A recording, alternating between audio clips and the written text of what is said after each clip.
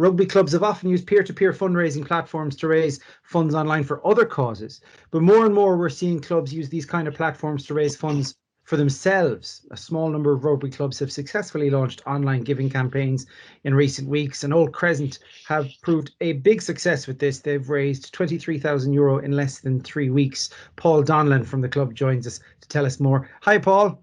Hi, Ross. How are you? Good, thank you. Maybe just take me through the decision for Old Crescent to get into this online giving space. Sure. Well, like pretty much all the other clubs in the country, because of the COVID situation, we ended up having to cancel several fundraisers, which we would normally run to keep the club going. So we had a breakfast with 2 of the Munster coaches, which was 3/4 full and had to be cancelled. We have our Pig and Porter Festival as well, which has just been postponed to later in the year. And then we had a couple of tag rugby leagues, which may or well probably won't happen, but you never know. And then we have a golf classic, which who knows whether that will happen or not. So we had to really have an emergency committee meeting, and with one topic on the agenda, that was fundraising, cash flow, revenue, get it in as quickly as possible. So we brainstormed and came up with various different things. And you know, somebody said to us, and I think it'll probably be the same with most clubs, there are great members and supporters out there who will be willing to give us money under these circumstances, that, you know, we just need an easy way of accepting or being able to receive it from them. So somebody suggested GoFundMe. I had never used it before, but you know, I looked at it the following morning, and I got it set up in 10 to 15 minutes. So that and it went so well that we press pause on all the other ideas we'd come up with as well, because we don't want to keep hitting members over and over and over, you know, with multiple different fundraisers at the same time. That sounds key to the success, that you really focused on this as the initiative to go with for now. I think there are sensitivities around that. I mean, it's a difficult thing to ask somebody to put their hands in their pocket, you know, with anything that's caused or related to COVID-19. How did you manage that? Well, you know, we were conscious of that, and there are so many very worthy causes out there. You know, we didn't want to be going out, I suppose, with the begging bowl and competing with everybody else. But look, we have bills to pay. We've got to keep the club going, and if the money doesn't come in, you know, like any organization, we fold. So we were concentrating on just reaching out to our members, and we had no idea how successful that was going to be. So it was just one of these ideas we tried, and the massive success of it surprised us and delighted us, obviously.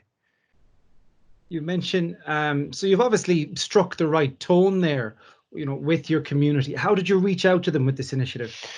Well, we reached out to them in multiple different ways. Obviously, we set up the GoFundMe page. We put up the blurb on all about the club and the situation we were in. Then we emailed all our members, and as you said, it's been 3 weeks since we did it. So it's been a question of reminding people as well. So we sent out an email day one, sent another one a week later, sent another one a week later. But not only that, we used Twitter. We have a Twitter account, and we used Facebook, and we also did a weekly update on GoFundMe as well. You're able to do an update, and we used the local media as well. The Limerick Leader were very good to us to put a mention in, and then there was actually an online link to be able to donate on the online version of the Limerick Leader, so that was very helpful. Were there any other particular activations that you had that really worked for you here? Well, the Facebook one was interesting. We had it just up on our normal Facebook, and I had always been wondering about the whole boost element of it. We had never used it. I looked into it, and it was telling me, first of all, it was going to give me €5 credit, so that's not a bad start.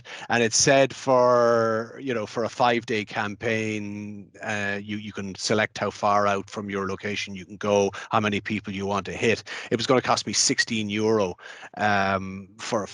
to I suppose reach to people beyond the club, people who are friends of the club. So yeah, we reached 4,500 2,500 people in 5 days, and 556 of those clicked on the link. So we don't know how many of them donated, but even if one of them donated, we most likely made back our investment in that straight away. So that was an interesting venture. Is there a cost for using that platform? For Facebook, yeah, it was. For GoFundMe. Oh, for GoFundMe, yeah. There is. It's around about 3%. It's 2.9%, and then 25 cents for every individual donation. So it's about 3%. It works out at, yeah. Why would you recommend other clubs take a look at options like this? Because it is so easy to do. It took between 10 and 15 minutes to set up, and if once I had the blurb written and I had the picture ready, you can take half of that time off it. It really was that simple. I was surprised how simple it was. The one thing I would not so much warn people, but I would advise people from the perspective of once you're up and running and the money's coming in, set up the process for withdrawing the money as soon as possible, because that can take a couple of weeks. So if you're looking for the money very quickly, get on the withdrawal process very, very quickly. The money will come in, it'll sit there, but there's all sorts of fraud regulations and things like that, and you have to prove who you are and so on. It's normal. It's the same with any online fundraising, but it just can be a time soak. So just get on it as quickly as possible. That's great, Paul. Is there anything else you wanted to add? Yeah, as you said, it's been a huge success. I mean, people are saying, God, is it the most successful fundraiser we've ever done in terms of return on investment? Definitely. The amount of effort that's been required, definitely. It's not the sort of thing you can do every 6 months or every year or every 2 years. This really is an emergency. Reach out to your members, and I would imagine that there are members like ours and supporters like ours who are willing to be generous. So I would fully advise all clubs to have a go at this and try to give an easy way for members to be able to donate to you. Paul Donnellan, to yourself and everyone in Old Crescent, thank you for your time. Thank you for sharing this case study, and the very best of luck with it. Thanks very much, Ross, and thank you for the opportunity to share.